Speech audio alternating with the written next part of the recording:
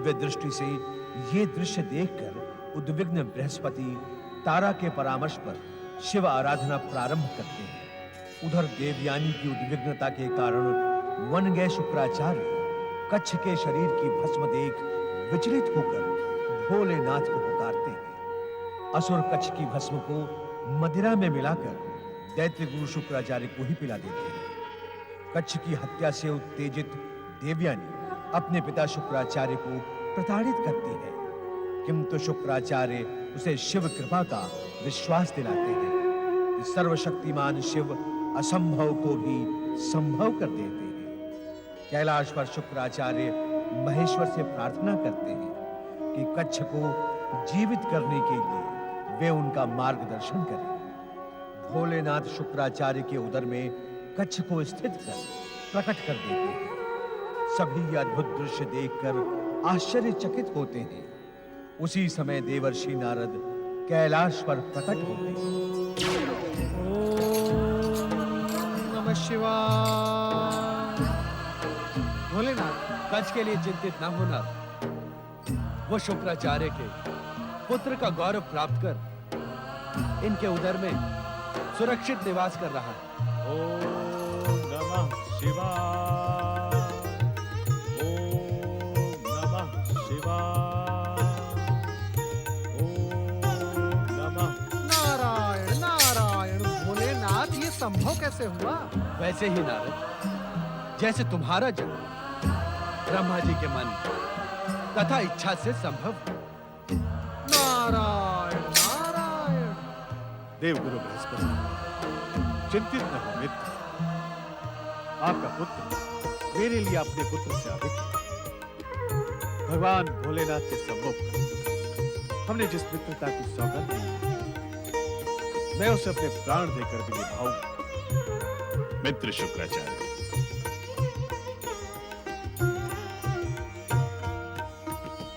जय शिव शंकर।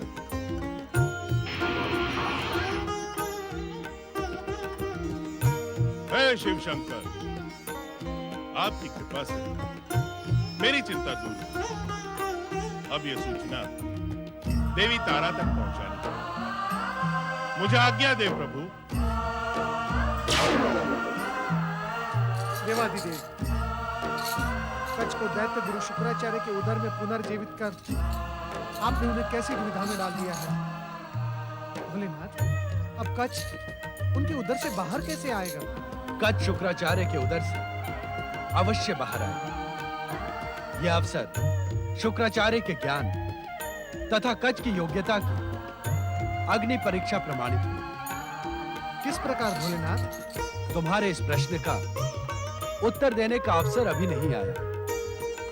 अभी तो तुम इतना समझ लो कि हम स्वयं ये जानने के इच्छुक हैं कि अग्नि के समान ऊपर उठने वाला मार्ग शुक्राचार्य मात्र हमें प्रसन्न करने के लिए कह रहे हैं, अथवा वो स्वयं अग्नि के मार्ग का अनुसरण करें।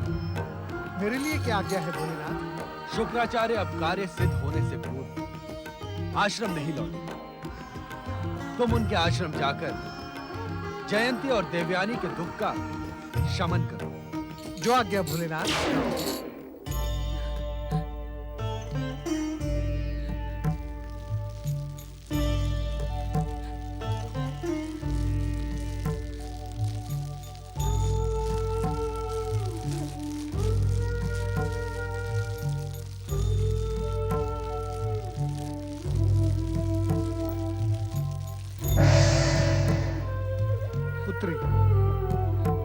पुत्री देवयानी, मैं तुम्हारे हृदय की पीड़ा समझ सकता हूं, परंतु इतना विश्वास रखो कि भगवान भोलेनाथ की कृपा से संसार की बड़ी से बड़ी पीड़ा का भी अंत हो सकता है।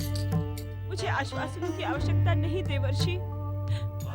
मैं जानती हूँ कि कच्छ मुझे कभी प्राप्त नहीं होंगे, वो कभी नहीं लौटेंगे। नहीं पुत्री, वो अवश्य आएगा, वो अवश्य आएगा। देवर्षि?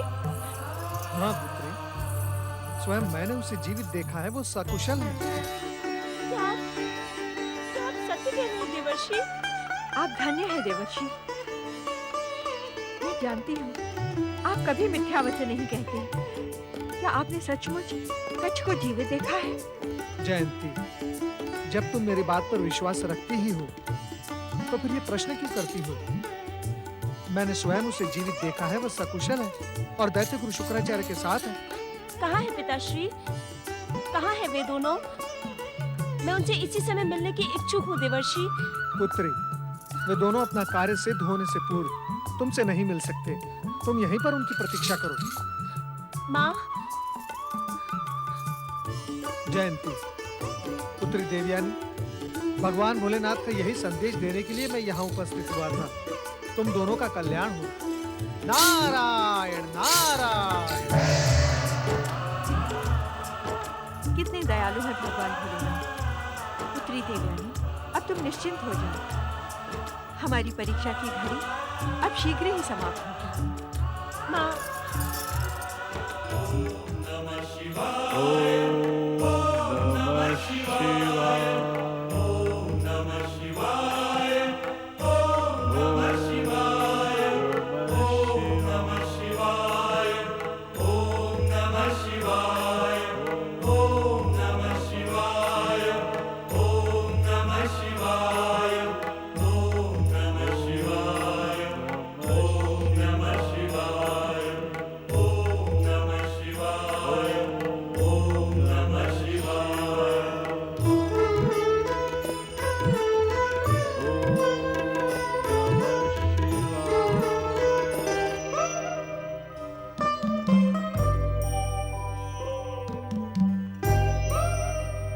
प्रिय शिष्य कच्छ,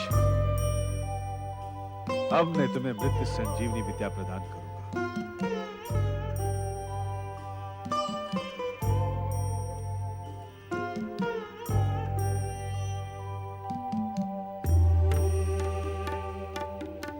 देख रहा हूं, तुम कुछ उद्विग्न हो।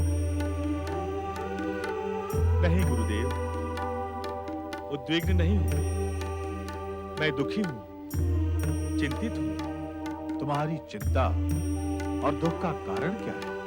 क्षमा गुरुदेव, जिस दिन से मैं आपके संपर्क में आया हूं, आपको कष्ट के अतिरिक्त मैंने कुछ भी नहीं दिया।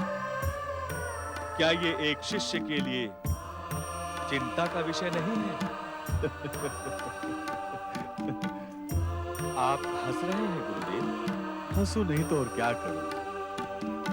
अंततः मेरे संपर्क का रोग तुमको लग ही गया। संपर्क का रोग? हाँ, ये जो मैं की अनुभूति है ना, इसने शुक्राचार्य को बहुत दिनों तक स्वयं से दूर रखा। सोचता था विश्व मैत्री का कार्य करके मेरा मैं हम में परिवर्तित हो गया, किंतु नहीं।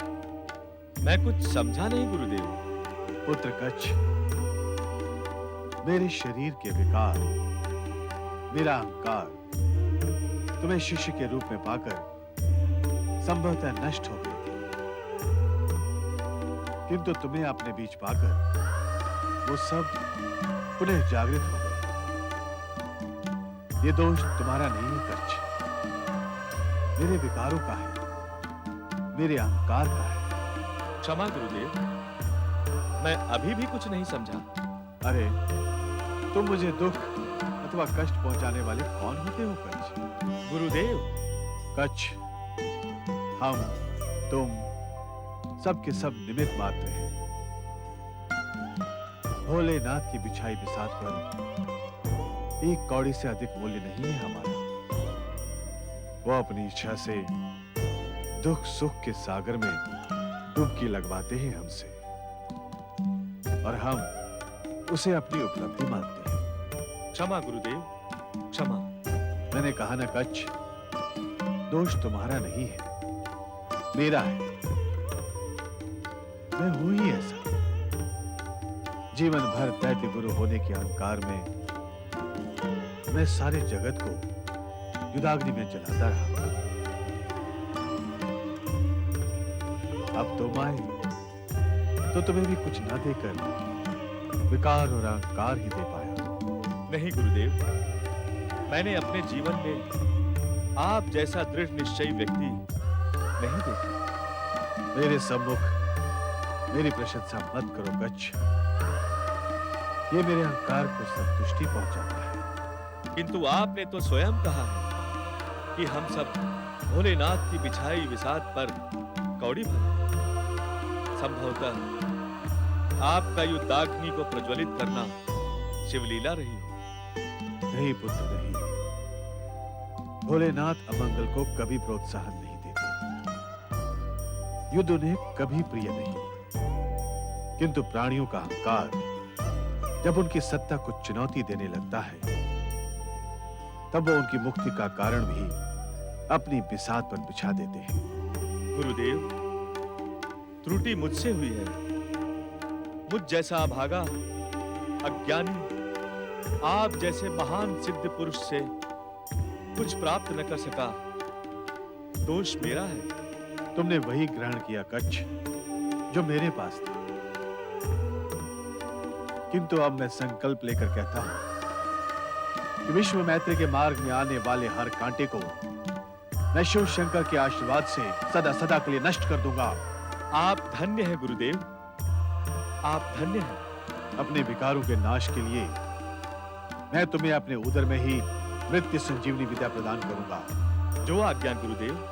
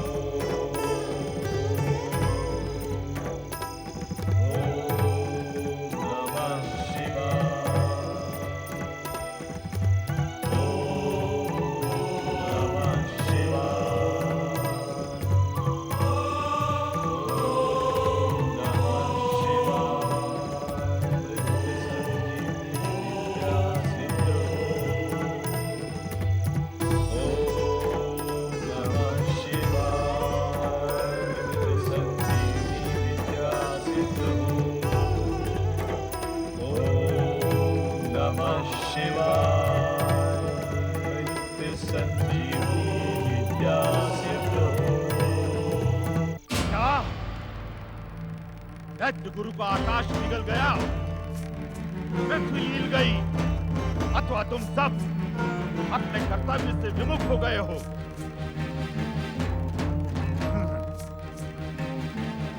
उत्तर दो, क्या तुम सबने भी दैत्य गुरु शुक्राचार्य की भांति दैत्य माता दीति के विरुद्ध षड्यंत्र में देवताओं से मित्रता कर ली है? माता दीति के विरुद्ध षड्यंत्र? हाँ हाँ, दैत्य माता दीति के विरुद्ध षड्यंत्र।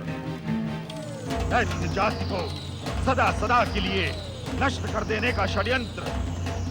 ये आप क्या कह रहे हैं असुरराज? सत्य कह रहा हूं मैं। ब्रह्मा, विष्णु, महेश और अन्य सभी देवताओं ने मिलकर हम दैत्यों के विरुद्ध एक भयानक षड्यंत्र रचा है। संगठित दैत्य शक्ति को छिन्न भिन्न करने का षड्यंत्र। इसी षड्यंत्र के कारण बृहस्पति यहाँ स्वरूप बदल कर आया था। इसी षड्यंत्र के कारण आज शुक्राचार्य अपनी प्रिय दैत्य जाति से विमुख हो रहे हैं। मुझे पूरा विश्वास है कि हमारे गुप्तचर और सेनापति भी किसी लोक में आकर देवताओं का साथ दे रहे हैं और हमारे विरुद्ध हो रहे षड्यंत्र को और अधिक प्रबल कर रहे हैं। नहीं नहीं नहीं दैत्यराज, आप हमारी विश्वसनीयता पर संदेह ना करें। हमारे संदेह की जिस क्षण पुष्टि हो जाएगी वही क्षण तुम्हारे जीवन का अंतिम क्षण होगा। हमारी रगों में बहता हुआ रक्त दैत्य जाति के काम आए तो ये हमारा सौभाग्य होगा, किंतु हम पर संदेह ना करें दैत्यराज, हमें दैत्य माता दीति की सौगंध है। दैत्यराज, आप विश्वास करें, हमने पृथ्वी का कोना कोना छान लिया है, किंतु दैत्य गुरु कहीं भी दिखाई नहीं दिए। अनेक वरदानी शक्तियों के स्वामी दैत्य गुरु जब तक स्वयं अपनी इच्छा से प्रकट नहीं होते तब तक हमें यही प्रतीक्षा करनी होगी। नहीं, दैत्यों का स्वभाव प्रतीक्षा का नहीं, उत्तेजना का होता है।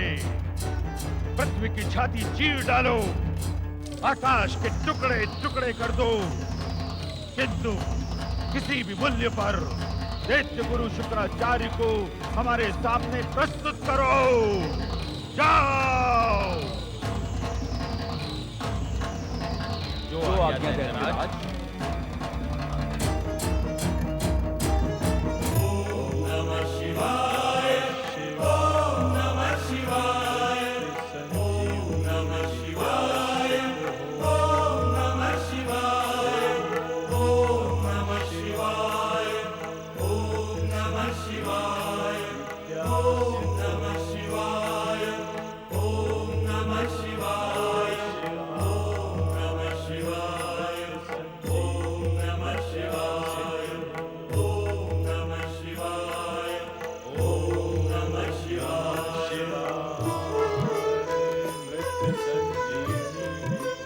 सिंधु